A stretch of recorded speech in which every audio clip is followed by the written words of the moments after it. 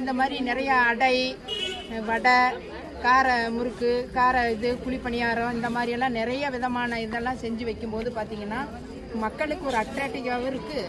ஆனால் அதே நேரத்தில் பார்த்தீங்கன்னா இவ்வளோ வகைகள் இதில் செய்ய முடியுமாங்கிறது ஒரு கான்செப்டை எடுத்துகிட்டு அவங்க நல்லாவே பயனடைவாங்கன்னு சொல்லிட்டு எல்லாத்துக்குமே வர்றவங்களுக்கெல்லாம் கொடுக்குறோம்.